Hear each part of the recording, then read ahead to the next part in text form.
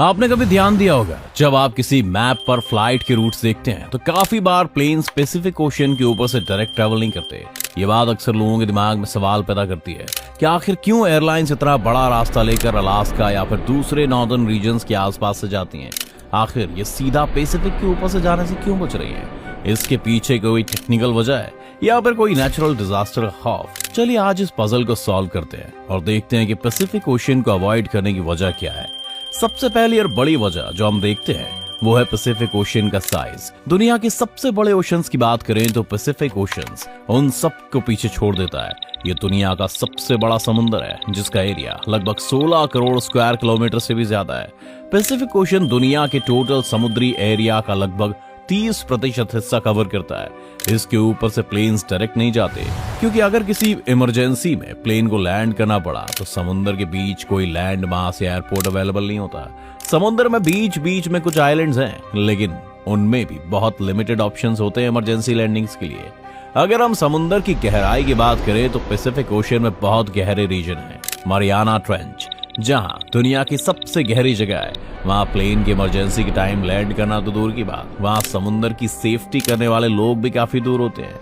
ऐसे दूर दराज इलाके में रेस्क्यू ऑपरेशंस काफी मुश्किल हो जाते हैं और टाइम ज्यादा लगता है। एयरलाइंस के लिए सेफ्टी सबसे पहले आती है।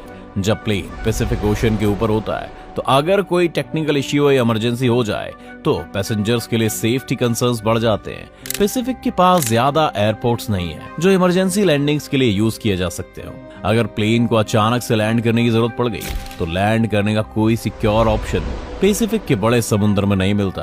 अलास्का के आसपास का रूट इसलिए बहुत ज्यादा प्रेफर किया जाता है क्योंकि वहां कुछ एयरपोर्ट्स अवेलेबल होते हैं जो एक्सट्रीम कंडीशंस में भी प्लेन को लैंड करने का ऑप्शन देते हैं। अगर पैसिफिक ओशन के ऊपर कोई मैकेनिकल फेलियर या हेल्थ इमरजेंसी हो जाए तो समुद्र के बीच से रेस्क्यू ऑपरेशन शुरू करना बहुत चैलेंजिंग हो सकता है। एयरलाइंस एक तरह से बिजनेस भी होता है जिसमें उनका सबसे पहला मकसद होता है पैसे की बचत और जल्दी ट्रैवल प्रोवाइड करना। ऐसे में प्लेन ज्यादा फ्यूल कंज्यूम करके बड़े समुद्र के ऊपर लंबा सफर करने से बचती हैं। पैसिफिक का रूट देखने में सीधा लगता है लेकिन जब दुनिया की राउंडनेस का ध्यान रखा जाता है तो अलास्का या नॉर्दर्न रूट्स पैसिफिक से ज्यादा फास्ट और फ्यूल एफिशिएंट साबित होते हैं। ये समझना जरूरी है कि एयरलाइंस को पैसे कमाने के लिए अपने पेट्रोल या डीजल के खर्चे को घटाना पड़ता है। प्लेन्स हमेशा ऐसे रूट्स का चुनाव करते हैं जहां से उनका डिस्टेंस भी कम हो और टाइम भी सेव हो। पैसिफिक के ऊपर से सीधा रूट जितना लगता है उतना एफिशिएंट नहीं होता और ज्यादा पेट्रोल या डीजल की खपत भी होती है। अगर आप दुनिया को एक फ्लैट मैप पर देखते हैं तो आपको हर रूट सीधा दिखाई देता है लेकिन एक्चुअल में जब हम दुनिया के ग्लोब को देखें तो ऐसा रूट जो फ्लैट मैप पर कर्व लगते हैं